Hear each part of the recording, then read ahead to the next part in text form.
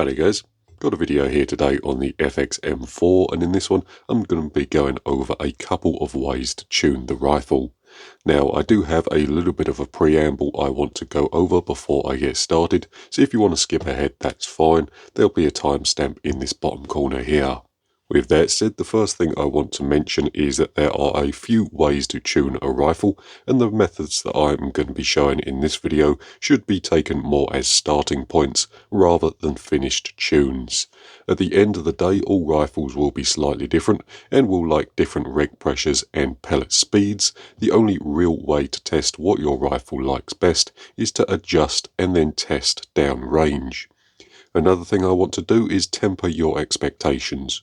Tuning a rifle will not take a rifle that does a dinner plate sized groups at 20 yards and shrink it down to one hole.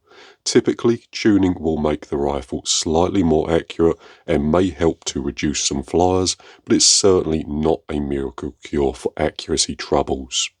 Right then, the last thing I want to mention before we get started is that this rifle here has had a number of modifications done to it, so my settings may not be applicable to your rifle, however the methodology will be identical. So this rifle here has had a modified longer hammer fitted, and this reduces the stroke of the rifle, and what this does is limit the potential power and reduce the lock time. Another thing I did with this rifle is to make a plenum plug, and what this does is reduce the overall volume of the plenum. Again, this was done to limit potential power and allow me to run a higher regulator pressure without the risk of going over the sub 12 pound limit. However, at this point I do want to mention that neither of these modifications are necessary, and they do come with their own drawbacks, but again, that's a topic for another day. Right then, to tune the rifle we can adjust three things. We have the valve return spring tension, we have regulator pressure, and then we have hammer spring tension. The valve return spring adjustment is located at the front of the rifle, and you can see it just about here. The standard sub 12 pound rifle comes with a slightly different looking adjuster, and it looks something like this. The standard one is adjustable, however you do have to remove the external cap in order to get to the adjustment. Now, increasing valve return spring tension by turning the adjuster clockwise will typically lower the rifle's power. This adjustment here is used to limit the rifle's power after the feet per second has been set and will generally improve efficiency. Increasing valve return spring tension will also typically improve the consistency of the rifle, but that's not always the case. Next up we have the regulator pressure adjustment, which is located just there under the trigger guard. So that brass section there with the Allen key broached in the middle is our regulator adjuster. Now normally the sub 12 pound rifles will have a black plastic puck tapped into the end of the adjuster screw, which stops adjustment. To remove that, it's nice and simple. What I use is a sharp pointy thing to push it into the puck, then lever it out. They usually come out fairly easily, although if you are struggling you can heat up a metal pick, then plunge it into the puck, wait for everything to cool down, then lever it out. To adjust the regulator we use a ball-ended 2.5mm Allen key, and to increase reg pressure you turn the adjuster counterclockwise. This is safe to do whilst the rifle is pressurized, although to decrease reg pressure you do need to fully degas the rifle, then turn the adjuster clockwise. Now, regulator pressure sets the maximum potential power of the rifle, however increasing regulator pressure on its own does not always increase actual rifle power. The regulator and hammer spring pressure need to be adjusted together in order to reach the power that you want. And then lastly, regulator pressure is red just under the back here. I have a digital gauge fitted to this rifle to make adjusting the regulator pressure a little nicer. However, you can use the analog gauge if you so choose. The digital pressure gauge on the back here just makes things a lot more accurate and a little easier to adjust when the rifle's all set up. Right then, our final adjustment is the hammer spring tension. So this is located on the side of the rifle just here, and on this rifle I have the quick tune system fitted along with one of my locks. So the lock allows me to lock off the hammer spring adjustment so that it can't be turned when it's on the rifle. The standard sub 12 pound rifles come with the standard sub 12 adjuster, which is just this piece here. What this requires you to do is use a 1.5mm Allen key in this hole here to turn the grub screw, and turning this clockwise increases hammer spring tension, turning it counterclockwise decreases hammer spring tension. The quick tune adjustment on the side of the rifle is exactly the same, although I like to think of it in a slightly different way. If we pull the wheel down, that will increase hammer spring tension, and if we push the wheel up, that will decrease hammer spring tension. Now, as I said earlier, hammer spring tension is used to adjust the actual power of the rifle in relation to our current regulator set pressure. What I mean by that is that reg pressure sets our possible minimum and maximum power, and the hammer spring sets our actual power within that upper and lower limit. This will make more sense when we start adjusting things. For now though, I'll just say that increasing hammer spring tension will typically increase rifle's power, but that is not always the case. The absolute final thing I'll make you aware of is that on all sub 12 pound M4s, they are fitted with the front regulator. On this location on the standard rifle, there will be a blanking plate fitted. However, if you screw a gauge into the side here, you can read the set pressure of the first regulator. I mention that because you can't set the second regulator higher than the first one, and there should always be at least a 30 bar difference between the two regulators. But I just wanted to make you aware of that. Right then, with our adjustments laid out, we can get started, and the first point I'm going to find will be the minimum possible regulator pressure for our chosen power. In my case, I am aiming for around 780 feet per second when using JSB 8.44 grain pellets.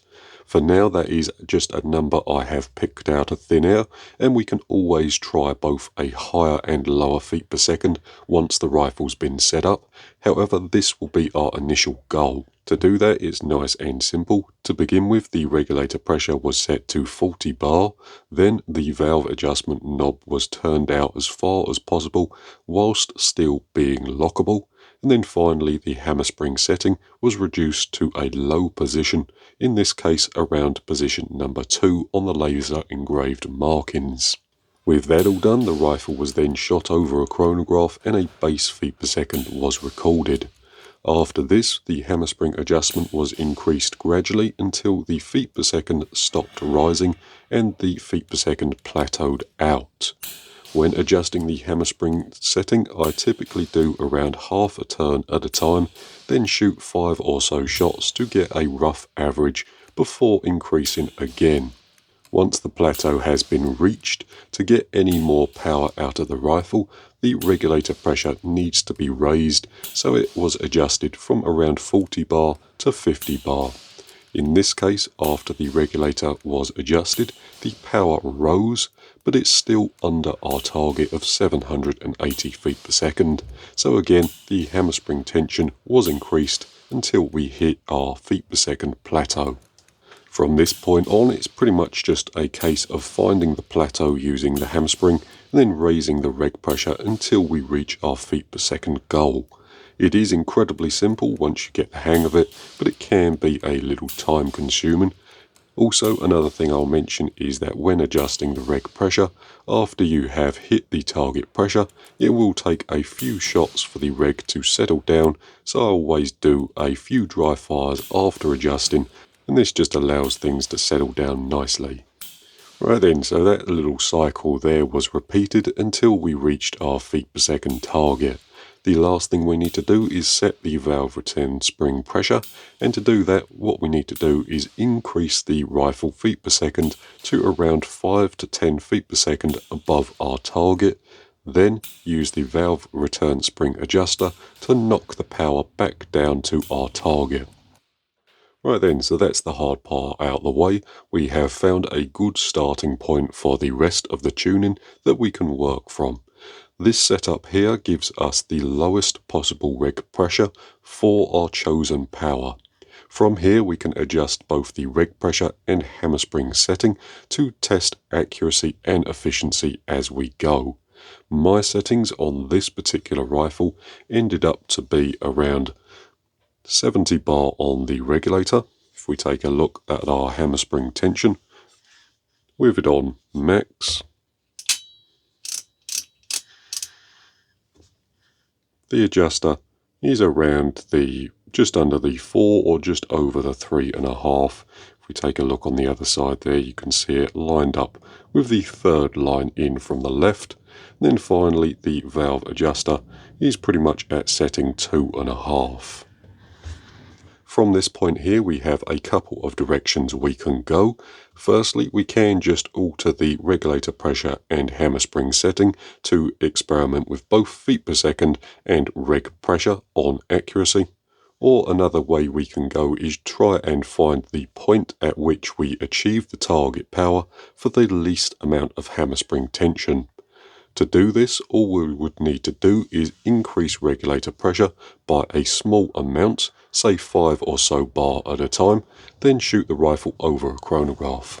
If just increasing reg pressure raises the power, then you can back off the hammer spring tension until the actual feet per second of the rifle matches our target once again. So for example, our current regulator pressure is set at 70 bar, the hammer spring tension is set at around 3 3/4, and the feet per second of the rifle is around 780. If we were to increase reg pressure to 75 bar, then shoot the rifle over a chronograph, the feet per second will do one of three things. First, it may rise, second, it may fall, or thirdly, it won't change, so we've reached the plateau. If the feet per second rises, I can reduce hammer spring tension until the feet per second once again matches our target. If the feet per second plateaus or falls, then I have reached the maximum set point of the regulator and would need to make additional modifications to run at a higher reg pressure. Now going back to the scenario in which the feet per second rises, then I can continue on the cycle, increasing regulator pressure and reducing hammer spring tension until increasing reg pressure reduces rifle feet per second. At that point you would have reached the maximum set point of the regulator for your chosen feet per second. Now, some of you may recognize this method. This is a slightly modified way of doing the Robert Lane 5-bar method. Now, you can just do the 5-bar method straight off the bat without finding the minimum set point of the regulator, but I like to do things this way, as finding the initial start point requires absolutely no prior knowledge of the rifle, and it's fairly universal. However, again, like I said at the beginning, there's plenty of ways to tune the rifles, and the best way to do it is the way that you feel most comfortable doing it. With that said, that's pretty much going to do it for this particular rifle. I do have a little more experimentation I want to do with this particular rifle, so there is no shooting footage in this video, but our next video will be the last video on the M4, and I'll show you exactly how well it shoots. For now though, that's pretty much going to do it for this particular video. Thank you very much for watching. I hope it's been interesting or useful, and I'll see you in the next one.